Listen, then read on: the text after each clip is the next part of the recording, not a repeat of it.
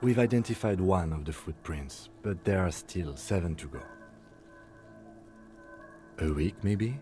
7 days would fit the time frame provided to us by the caller, who reported the hanging.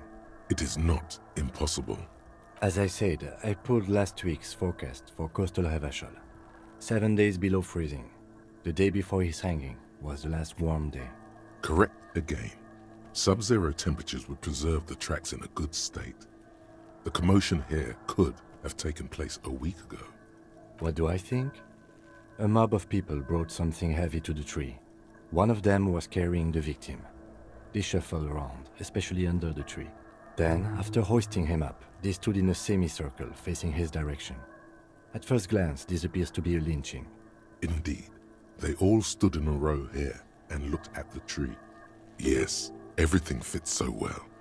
Carried him over, hoisted him up, watched him hang. This is easy. The lieutenant's eyes narrow. He's thinking to himself. Either way. What else?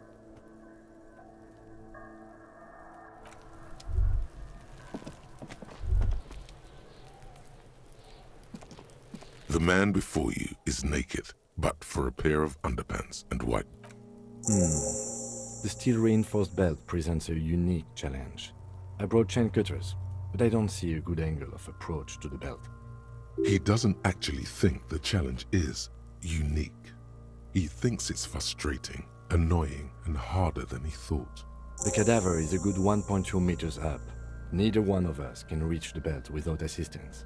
And even if we do, there's the question of cutting the airship strength material. Yeah! Bang bang time, pig! Shoot his head off! How? Where the buckle ties the rope to the branch, that's a good spot to aim.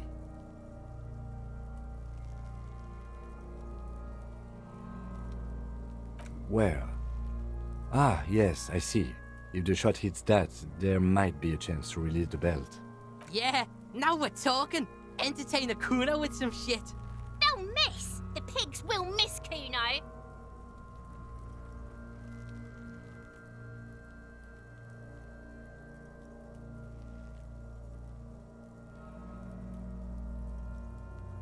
I'll blow his head off. Take it! Take the shot! Yeah, take the shot. Kuno wants some of that shit. Silence.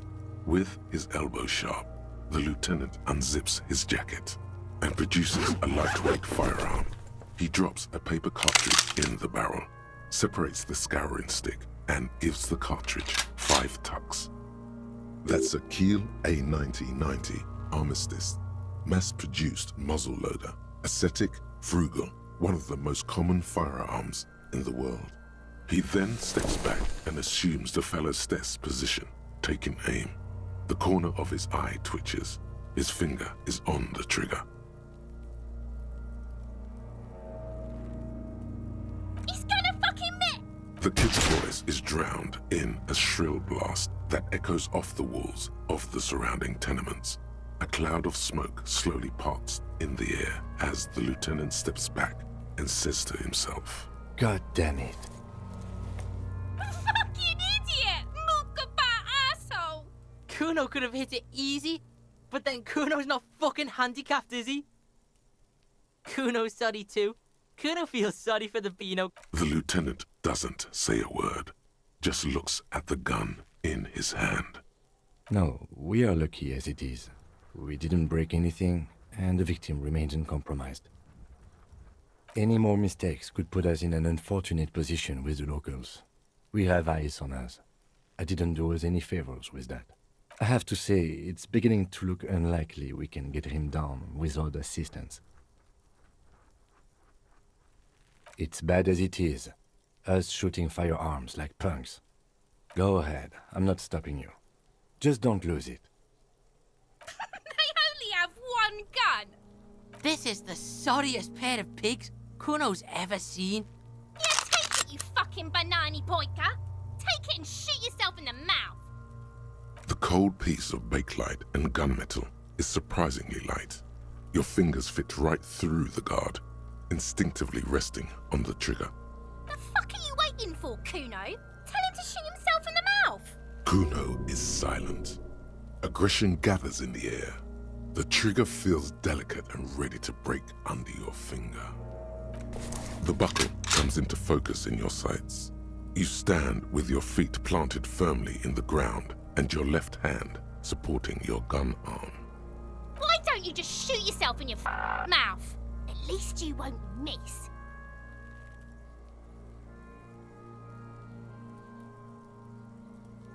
Your field of view narrows. The branch slowly moves, becoming entirely two-dimensional. The metal buckle glimmers as the corpse slowly rotates. The slow movement of the branch in the wind and your shoulders directing the gun sync up, dancing hypnotically. Look, he's crying.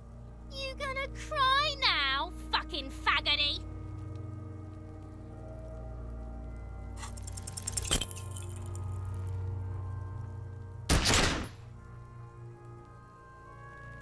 A plume of smoke erupts from the barrel. Your hand goes numb from the explosion. With your ears still ringing, you lower the weapon to see what happened. You missed the belt, but hit the corpse straight in the chest. Bits of ribcage protrude from the skin. No blood, only a murky sludge dripping down his belly. The sudden stink makes your eyes water. Oh my god, he's gonna fucking cry, I knew it! What a mulko! The armistice is sufficiently precise, officer, especially at close range. It's not the gun's fault you can't shoot. It's your pig hands. Pigs don't have hands, they have like fucking hooves or something. Kuno has hands. Kuno can shoot that shit down for you.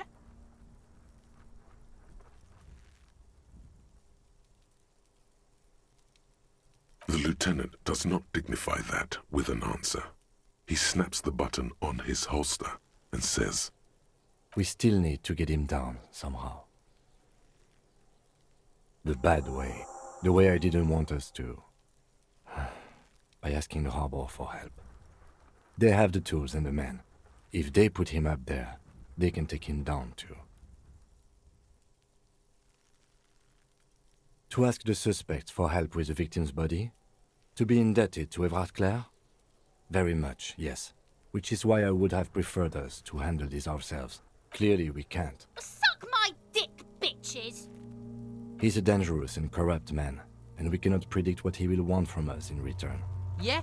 Don't go being someone else's bitches. You're Kuno's bitches. From the gate, by negotiating or fighting. Or we can try the secret route we found, where your cloak is. It looked doable. To the gates, let's negotiate. The man before you is naked, but for a pair of...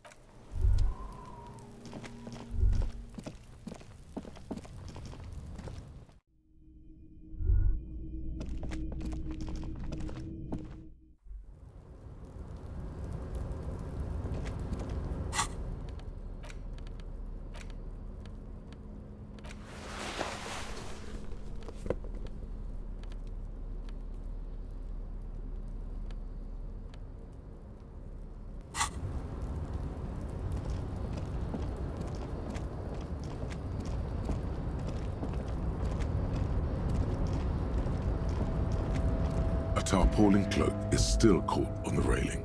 No.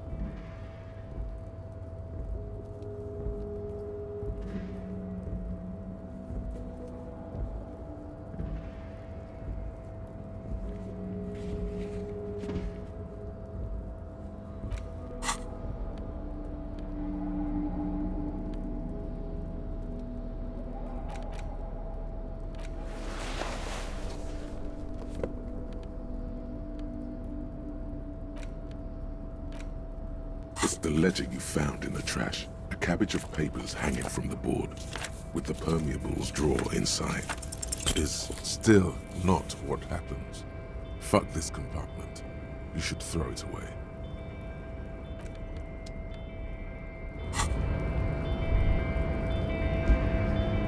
A tarpaulin cloak is still caught on.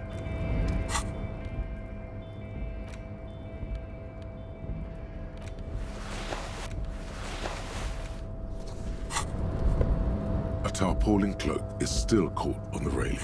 No one has claimed it for their own. As you leap in the air, a chilly breeze engulfs you, sharpening your senses. Ankles tingling from the tension, blood roaring in your ears. You are ready for your rendezvous with the concrete pavement below. As the concrete floor welcomes you, you realize it's been a while since you felt so alive, alert, capable. Must be the adrenaline. I knew you could do it. My climbing down might not have been as disco as your jump, but at least we can explore the harbor now. With your feet firmly planted on the concrete, the noise of the harbor rushes back in.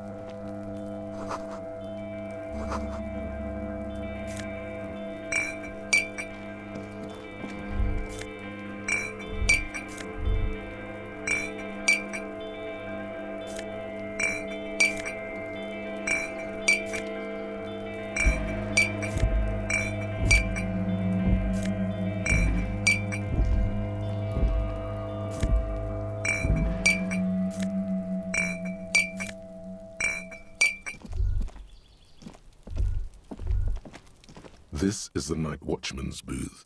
The name on the door reads, "Listen, it's okay to take a few minutes to yourself. Sit down and have a breather." If you must. But please hurry. We are pretty easy to spot up here. Nothing incriminating catches your eye.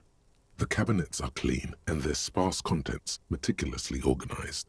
There's a framed photograph on the table. It's a black and white photo of a young couple out in a street fair. The man, Rene, is dressed in a Royal Carabinier uniform. The girl is young and very pretty. She is smiling playfully at the camera. Why did you take that picture of René? Fine, but let's move. I don't want to be seen snooping around here.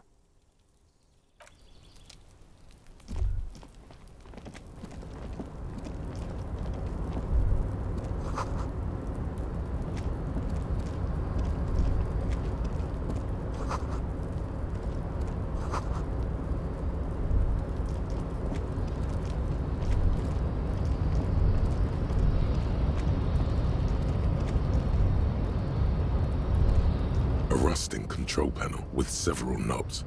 2 button marsh.